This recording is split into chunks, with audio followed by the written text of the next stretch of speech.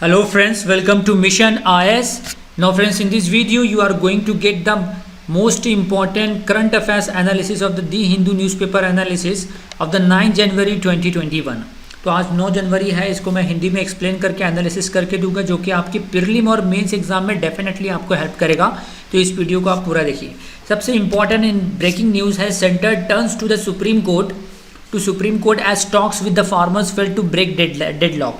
सो अभी तक के टोटल 8 राउंड टॉक हो चुका है, 8 राउंड की बातें हो चुकी है किसानों और इंडियन गवर्नमेंट के बीच में, मोदी गवर्नमेंट के बीच में, लेकिन आठों ही जो मीटिंग थी वो फेल हो गई बिकॉज गवर्नमेंट जो 3 लॉ बनाए गए आप जानते होंगे, जिसमें आप तीनों लोग जो कि रिसेंटली गवर्नमेंट ने अपनी मेजॉरिटी लोकसभा एंड राज्यसभा में होने के कारण पास कर लिया आसानी से बाय वॉइस वोट, तो उसके खिलाफ किसान आवाज़ उठा रहा है। जिसमें से आप जानते हो कि इसमें से एक जो तीसरे नंबर का कानून है, पहले 2 कानून तो किसानों के लिए टोटली नुकसान है वो पता है, लेकिन जो तीसरा कानून है एसेंशियल कमोडिटीज़ एक्ट 2020, तो एसेंशियल कमोडिटीज़ एक्ट इतना बुरा क्यों है, ना सिर्फ किसानों के लिए बल्कि एक कॉमन पर्सन, एक common middle class person of India के लिए। बिकॉज एसेंशियल कमोडिटीज़ एक्ट के प्रोविज़न अगर नहीं पता है तो आप सुनिए कि उसमें गवर्नमेंट ने ये कहा है कि अब जैसे फॉर एग्जांपल बिफोर 2020 क्या था, इस लॉ के आने से पहले ये था कि अगर कोई किसी के गोडाउन में, कोई व्यापारी गोडाउन में ऑयल या पल्सेस राइस वगैरह रखता है तो मतलब उसको स्टोर करके रखता है लार्ज क्वांटिटी में ताकि उसकी कीमत बढ़ जाए, उसका सप्लाई चेन अफेक्ट हो और उसकी कीमत बढ़े, तो ये कानूनन जुर्म था। लेकिन मोदी गवर्नमेंट ने अब कहा कि ये आप गोडाउन में कितना भी स्टोर करके रखो उसका वो कानूनन जुर्म नहीं रहेगा, इट इज़ नॉट इलीगल। उसको लॉ ला के, कानून ला के चेंज कर दिया था। यही एक कारण है कि आप देखो पिछले 4 महीने से जो ऑयल, कुकिंग ऑयल है, उसका प्राइस तेज़ी से बढ़ता जा रहा है। पल्सेस है, उसका प्राइस तेज़ी से बढ़ता जा रहा है। पल्सेस मतलब जो हम दालें खाते हैं, अरहर दाल, तुअर दाल वगैरह की कीमत बढ़ती जा रही है। उसका कारण ये है कि गवर्नमेंट ने ये कर दिया, तो इससे क्या होगा कि गरीबों की जो जेब कटेगी, मिडिल क्लास की जेब कटेगी और अमीर बनता जाएगा, गरीब और गरीब होता जाएगा। क्योंकि गवर्नमेंट जब तक कि वो उस चीज़ को, जैसे पल्सेस और ऑयल को जब तक कि एसेंशियल कमोडिटीज़ में नहीं डालेंगे, जब तक कि उसका 50% तक के जो उसका प्राइस है नहीं बढ़ जाता। यानी कि आज से 4 महीने पहले सोयाबीन ऑयल प्राइस था 90 रुपीज़ के जी, सपोज 100 रुपीज़ के जी था, तो जब तक कि 150 रुपये ना हो जाए तब तक कि गवर्नमेंट उसको ऑयल को एसेंशियल कमोडिटीज़ की बास्केट में डालेंगी ही नहीं। आई बात समझ में? तो इस तरीके से गरीबों की जेब कटती जाएगी और अमीर बनता जाएगा। रिलायंस के जियो मार्ट वगैरह है, तो उसके मार्ट में वो खूब स्टोर करके रख लिए, अब वो तेज़ी से उसकी कीमत बढ़ेगी तो खूब का पैसा कमाएंगे। इस तरीके से गरीबों की जेब कटेगी। तो अब ये फार्मर्स का जो प्रोटेस्ट करना है गवर्नमेंट के खिलाफ, ये बहुत ही सही है ताकि ये लॉस जल्दी से जल्दी ख़त्म हो। लेकिन मोदी गवर्नमेंट का कुछ ऐसा सुप्रीम कोर्ट पे भी है जिस पे दबाव डाला जा रहा है, राइट? कि क्योंकि फार्मर्स का भी कहना ये है, the farmers leader said that the policy issue should not be decided by the court, कि कोर्ट इसमें क्या करेगी, क्योंकि ये पॉलिसी इशू है। गवर्नमेंट ने लॉ बनाया, सुप्रीम कोर्ट ने लॉ नहीं बनाया है। ये किसानों का भी कहना सही है। In a democracy it is parliament which makes the laws but the supreme Court has the every right to examine it. Yes, it is right, but it is against the even the fundamental right. ये कितना सब, यानी कि इससे क्या होगा कि MSP तो ख़त्म नहीं कर रही गवर्नमेंट, लेकिन क्या होगा कि एमएसपी का रास्ता, एमएसपी क्योंकि एपीएमसी में ला के आप बेचेंगे नहीं। पहले ये था कि किसानों को एपीएमसी में ला के, व्यापारी लोगों को APMC, agriculture produce market committee से खरीदना था। पहले जो स्टार्टिंग के जो 2 लॉ है के बारे में बात कर रहा हूँ मैं, 3 लॉ है ना, एसेंशियल कमोडिटीज़ वाला तीसरा लॉ है। तो एपीएमसी तो ख़त्म नहीं कर रही है, लेकिन अब व्यापारी लोग डायरेक्ट किसान से जाके कॉन्ट्रैक्ट फार्मिंग भी कर सकते हैं। इससे क्या होगा, किसान अगर वक्त पे नहीं दे पाया तो उसका नुकसान होगा। किसान की वही जो हम अंग्रेज़ों के दौर में हमने देखा कि ज़मींदारी सिस्टम, अगर किसान टैक्स नहीं पे कर पाए तो उनकी ज़मीन हथिया ली जाती थी, तो वही चीज़ अब दोबारा होने वाली है। तो इसलिए किसानों का भी कहना सही है, क्योंकि हमारी मोस्टली जो हमारी 50% पॉपुलेशन है, इंडिया की जनसंख्या है, वो एग्रीकल्चर पर डिपेंड है। तो गवर्नमेंट को किसानों की बात मानना चाहिए एंड कुछ बीच का रास्ता निकाले ताकि दोनों गवर्नमेंट और किसान दोनों ही सेटल हो जाए। So moving for if you are preparing for the UPSC civil service exam, so the Unacademy लेकर आया है new batches for the UPSC CSE 2021, 2022 and 2023 aspirants, जो कि स्टार्ट हो रहा है 11 जनवरी से कम 6 महीने का। अगर आप प्रीलिम का 2021 का प्रीलिम का टारगेट रखते हो तो 6 महीने का कोर्स ये लेकर आया है, जिसमें प्रीलिम के फुल सिलेबस को कवर किया जाएगा बाय अनअकैडमी के टॉप एजुकेटर के जरिए, लाइक मुरनाल सर है, like and prelim test series with analysis होगा। इसके अलावा लेक्चर्स होगी, हिंदी और इंग्लिश दोनों लैंग्वेज में होगा, साथ साथ में स्टडी मटेरियल भी पीडीएफ फॉर्मेट में आपको प्रोवाइड करके दिया जाएगा। और डाउट क्लियरिंग सेशन भी होगा, जिसमें आप अपने डाउट, जो भी प्रॉब्लम हो, जो भी क्वेरीज हो, वो पूछ सकते हो। ये कम से कम 6 साल का, उसके अलावा 2000 मतलब पूरे फुल साल का मतलब प्रीलिम मेंस का कोर्स लेना चाहते हो ये भी है, जो कि 11 तारीख से स्टार्ट हो रहा है। ये आपका 2022 का टारगेट और 23 का टारगेट है, तो आप 2 साल का बैच में इनरोल अपने आप को करा सकते हो।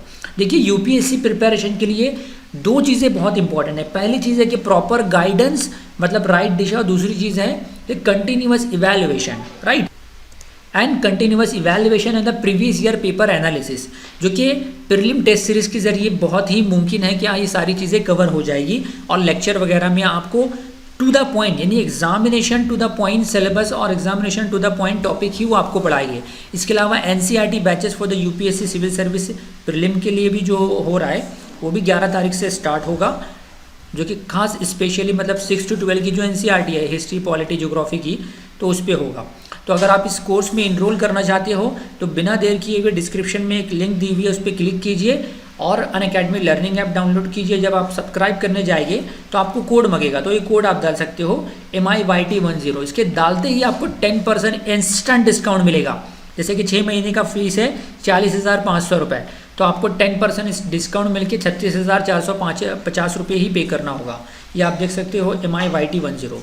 सो नेक्स्ट इंपॉर्टेंट न्यूज़ है, lieutenant Lashkar Taiba commander gets 5 year jail term for the terror financing. आप जानते हो कि ज़कीउर रहमान लखवी इंडिया में बहुत से जो आतंकवाद बम विस्फोट किए गए, इवन कश्मीर वगैरह में जो आतंकवादी एक्टिविटी होती है, इसमें लखवी का, ज़कीउर रहमान लखवी का बहुत बड़ा हाथ है। तो इंडिया ने इसके खिलाफ यूएन में कंप्लेन डाली। तो पाकिस्तान पिछले 5-10 सालों से कुछ एक्शन नहीं ले रहा था, लेकिन फाइनेंशियल एक्शन टास्क फोर्स ने पाकिस्तान को ग्रे लिस्ट में डाल दिया और उसके बाद ब्लैक लिस्ट में डालने की वार्निंग दी। तो अब इस डर के कारण पाकिस्तानी गवर्नमेंट, इमरान खान गवर्नमेंट ने लखवी को 5 साल की बस दिखलाने के लिए, FATF को दिखलाने के लिए 5 साल के लिए जेल में डाल दिया। हम सब जानते हैं, क्योंकि अगर ब्लैक लिस्ट में पाकिस्तान चले जाता है, FATF है क्या, FATF के बारे में आपको प्रीलिम में क्वेश्चन पूछ सकता है। FATF यानी कि financial, F for financial action task force, जिसका मकसद है कि अगर कोई कंट्री कोई टेरर एक्टिविटी करता है तो उस पर पाबंदी लगाना, राइट। अभी नॉर्थ कोरिया ब्लैक लिस्ट में है और पाकिस्तान ग्रे लिस्ट में है, तो मुमकिन है कि अगर और टेररिस्ट एक्टिविटीज़ की कम नहीं हुई पाकिस्तान की, तो उसको ब्लैक लिस्ट में डाल देगी। ब्लैक लिस्ट में डालने से ये होगा कि पाकिस्तान को कोई भी गवर्नमेंट, IMF और जो वर्ल्ड ऑर्गेनाइजेशन है, इंटरनेशनल मॉनेटरी फंड है, तो वहाँ से दान या लोन वगैरह नहीं मिल सकता है। दूसरी न्यूज़ है, Assam to gift khadi cloth to employees. The Assam government has decided to gift khadi shirt, Indi shawl and Indi stole to grade 4th employee and female employees in the phased manner from January, an official statement. So ये good news है कि महात्मा गांधी का जो देश है, महात्मा गांधी ने खादी को बहुत प्रमोट किया, बिकॉज खादी हमारी इंडिया की प्रोडक्ट पैदावार है। इससे क्या कि इंडियन पीपल को एम्प्लॉयमेंट मिलेगा। And also Assam bans the poultry import. Poultry मतलब जो चिकन वगैरह की इम्पोर्ट पे आसाम ने पाबंदी लगा रही है। तेज़ी से कोरोना वायरस की तरह ये बर्ड फ्लू, जिसका नाम है एवियन इन्फ्लुएंजा, बर्ड फ्लू जो होता है, आपको प्रीलिम के लिए याद रखना है कि बर्ड फ्लू होता कैसे है, बर्ड फ्लू को फैलाने वाला वायरस कौन सा है। बर्ड फ्लू का एक्चुअल में जो नाम है वो एवियन फ्लू है, AVIAN। एवियन मतलब परिंदों की नस्ल, एवियन फ्लू, जो कि H5N8 वायरस से होता है। H5N8 वायरस, जैसे कि स्वाइन फ्लू H1N1 से होता है, इस तरीके से बर्ड फ्लू H5N1 से होता है। सो आज ही के न्यूज़पेपर में लिखा हुआ है कि बर्ड फ्लू नो कन्फर्म्ड इन 6 स्टेट। 6 राज्यों ने, यानी कि केरला, राजस्थान, मध्य प्रदेश, हिमाचल प्रदेश, हरियाणा एंड गुजरात आज द कंटेन डिसीज। इन 6 राज्यों में बर्ड फ्लू कंफर्म कर दिया गया है। और दिल्ली में अभी रिसेंटली न्यूज़ आई कि 50 cows died due to the bird flu. तो ये तेज़ी से फैल रहा है, तो आप प्रिकॉशन लें और स्टे सेफ, स्टे कि अगर and avoid to eat chicken etcetera. दूसरा क्वेश्चन आपके मेंस एग्जाम में पूछा जा सकता है कि use of vaccine without knowing its protection potential is unethical. So noted the immunologist says the emergency use approval granted, क्योंकि गवर्नमेंट ने इमरजेंसी अप्रूवल दे दिया कोवैक्सीन एंड 2 मेडिसिन को दिया हुआ है, कोवैक्सीन एंड कोविशील्ड। ये 2 ड्रग को, ये 2 वैक्सीन को गवर्नमेंट ने इमरजेंसी अप्रूवल दिया है बिगर ट्रायल के, बिगर प्रॉपर ट्रायल के।